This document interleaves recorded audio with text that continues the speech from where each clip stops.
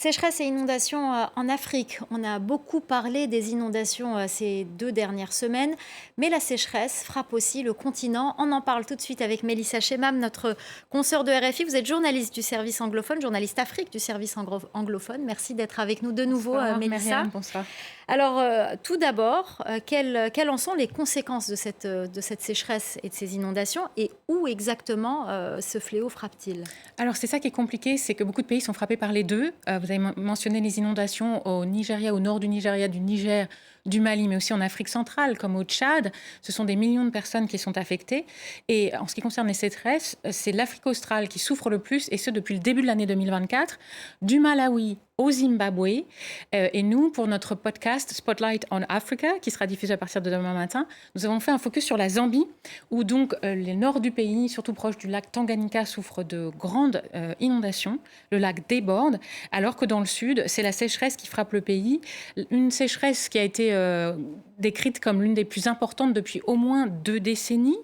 Le lac déborde, le barrage de Kariba dans le sud du pays, lui, ne fonctionne plus du tout. Pour vous donner un exemple, seuls 10% de l'eau nécessaire pour faire marcher les barrages hydroélectriques sont actuellement tombés. Alors, comment cela affecte les habitants?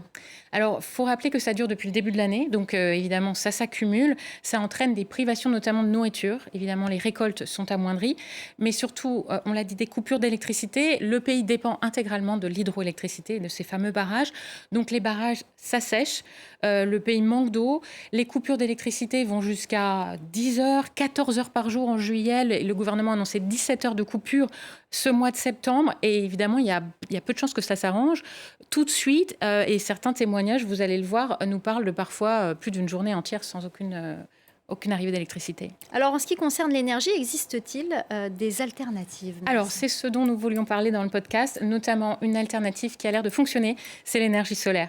Donc, j'ai pu parler au PDG d'une association caritative qui s'appelle Solar Aid. Il s'appelle John Keane, il est basé à Lusaka. Et ce qu'il nous dit, c'est que des personnes ont pu profiter de lampes solaires. Souvent, elles doivent compléter avec le gaz pour cuisiner. Mais écoutons-le pour voir les bénéfices. What's happened in the last 15 or so years is the solar industry and solar technology has gone on leaps and bounds. So the cost of solar panels, the technology involved in batteries has got so much better. LEDs, light emitting diodes, are extremely efficient forms of lighting. So when you put all those ingredients together, the technology is suddenly there and creates solutions at a price point that is more affordable for people living in rural communities. Donc, ce qu'il nous dit, c'est qu'en fait, voilà, les technologies sont devenues beaucoup plus abordables. C'est surtout un point fort pour les zones rurales. Il y a des communautés où il y a moins de 4% d'électricité par jour. Donc, l'énergie solaire, ça permet d'avoir des lampes qui fonctionnent parfois plus d'une journée, mais aussi d'équiper les maisons pour qu'il y ait une illumination plus possible plus longuement. Ça permet aux gens de travailler. Ça permet aussi de brancher certains appareils. Ça permet d'avoir des ventilateurs, parce qu'évidemment, avec la sécheresse vient aussi une chaleur prononcée. Et ça permet de réduire l'insécurité dans ces villages. Et ça concerne aussi les grandes villes qui, bien sûr, si vous êtes dans le noir pendant des heures sans travailler, sans pouvoir se déplacer, sont très affectées. Donc le solaire a beaucoup de potentiel. Voilà, plusieurs habitants nous ont dit, pour moi, c'est la meilleure alternative.